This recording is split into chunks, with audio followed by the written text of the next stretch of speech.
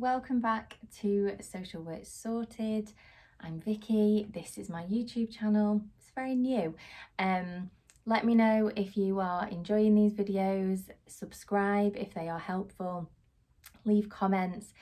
It's really good to get feedback to know if I should keep doing them or do more of them, and hopefully if you are here now you will see a increase in quality of these videos over the next few months as I get better, but everyone has to start somewhere. Like the shadows, the plant looks really sad. I don't know if the lighting's the best, but you know, here we are. This is the second in my series focusing on time management and organisation. And if you haven't already watched my video on how to use your Outlook calendar, then go and have a look at that. What I do say in that video, and I'm going to say it again because it's important, is yes, time management is important. Yes, being organised helps. But if you are a newly qualified social worker and you are feeling completely overwhelmed, it's not because you're not organised enough. It's not because you haven't managed your time. It's probably because everything is new, and it might possibly be because you've been given an impossible amount of work to do in an impossible amount of time. So that was quite a loud noise then, wasn't there? But I'm not going to be able to edit this whole video, so sorry about that. But yeah, so please don't beat yourself up if you are feeling that way, and if organisation just isn't your thing. Like it doesn't mean that you've failed, and social work is far more complex than me just saying, well, if you do all these things and if you stay really organised, it will be easier. But I am sharing some things that I have found helpful in the past, things that I've shared with other new social workers that they have found helpful. And in this video, I'm going to be talking about folders, which sounds like the most boring thing in the whole world, and it could well be. Let me know in the comments. I'm going to be talking about how you can use folders, 3 ways that you can use folders, would you believe? I'm going to say the word folder a lot as well, so that might be annoying.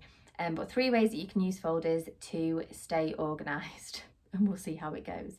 Never done a video on folders before, but here we are.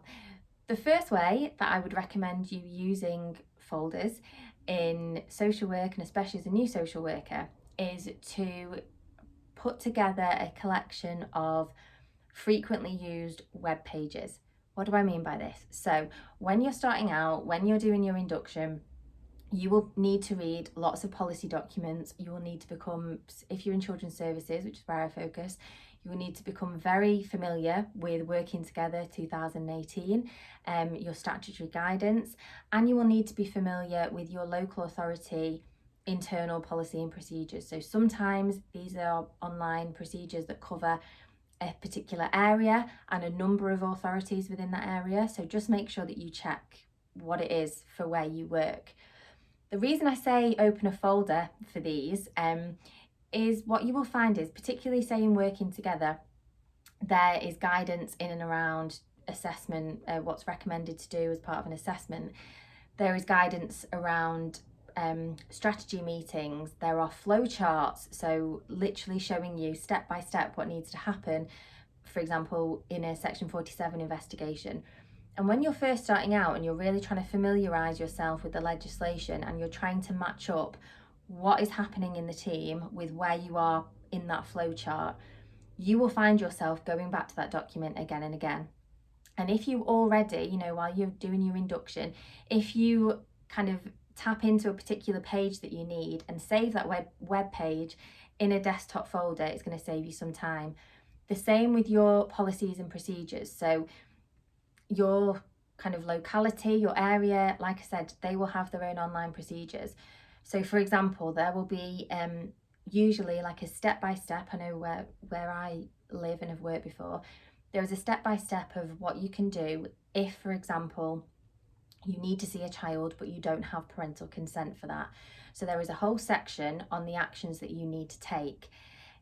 If that is something that comes up for you again and again, it's going to help you if you have that saved in a desktop folder so that you can use it. For example, if you're in a strategy meeting and you want to ask certain questions, or if you want to explain to somebody why you're doing what you're doing.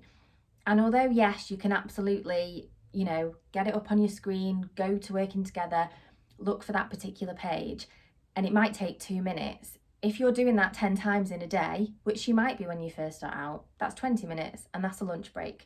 So it's not going to save your entire life, but it's just one thing that you can do that will make things a little bit quicker, particularly when you need to go back and reference documents. The second thing that might be helpful for you if you want to look at organisation is thinking about folders for documents. I know it's not a revelation. If you're watching this and you're like, yeah, doing that already, then this isn't for you. But it's really helpful to have folders for different types of documents, different families that you are working with, different pieces of direct work, different forms. When you are starting out and you hopefully have a relatively smaller caseload, you're working with less families, this might not seem that necessary. But as your work builds up, things like this, if having these systems in place will be helpful for you. Make sure, because when you're storing documents on your computer, most local authorities, if you're in local authorities, will have a shared drive, so a specific drive where you are supposed to share save documents. So you shouldn't be saving to your personal drive, you shouldn't usually be saving to your desktop because of data protection and people, if you lost your computer or anything. So obviously make sure that you are doing everything in line with your local authority's data protection. But it just means when you are allocated a family, you can open up a document folder, and then anything that you get in relation to that family, whether it's assessments for the people, whether you are then uploading signed forms or specific documents or letters, they can all go in one place.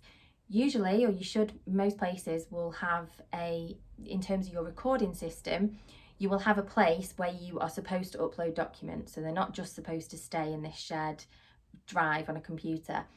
But what it means is that if you do have documents saved there as well, in line with your data protection, it's just that backup if you are off sick, or if a case transfers, or if somebody needs to access some information, it's already there. If a system crashes, whatever it is, it means that it's more helpful. And I know so many social workers are in a position where they have to write up case notes or reports in Word, because you might have a dodgy system on a particular day, and if you type it up in a form, then you risk losing it if your system crashes. So there's lots of reasons why we use Word documents and why we feel that we need to.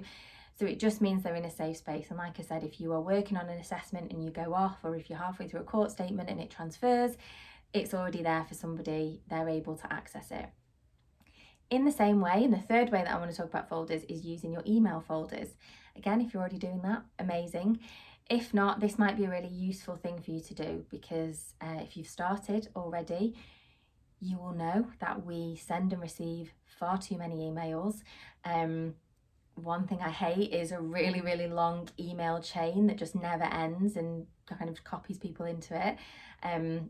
What I'd love to know is the longest, the email chain that you've had with the most people in, because I think mine is about 20, which was ridiculous. Put that in the comments below, I'm interested to know.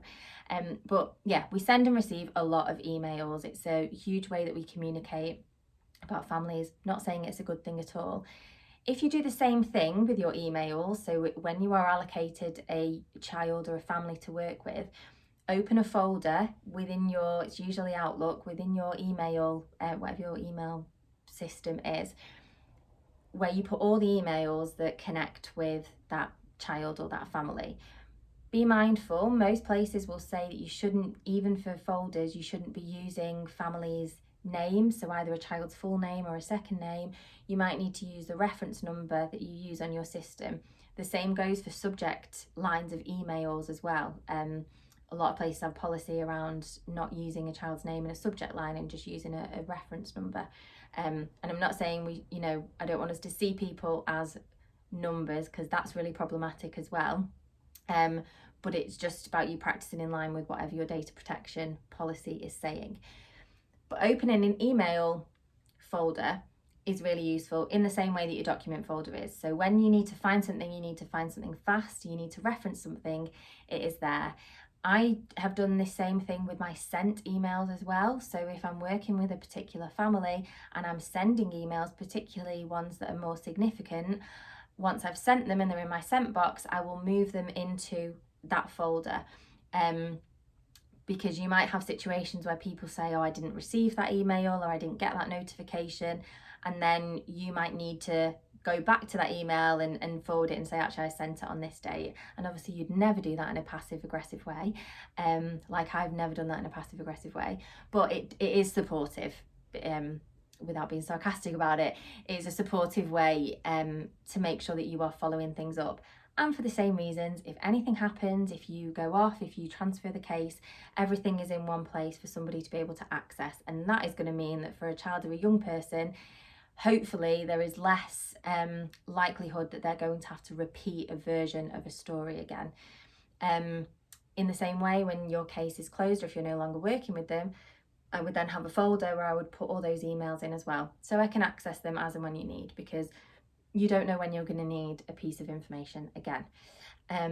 If you've fallen asleep by now, I'm sorry. I don't know any other way to make folders exciting, but I also know that I get so many questions about time management and organisation, and I like to be able to offer very practical, tangible things, and there will be some of you who maybe hadn't have thought of doing that before.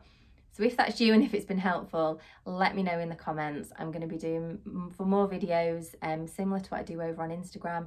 If you're not following me on Instagram, there's a link in the show notes. But focusing on practice skills, assessment skills, home visits, managing meetings, whatever you need from me. Again, leave it in the comments. I also have a podcast, Social Work Sorted, the podcast. I'll put the link to that as well.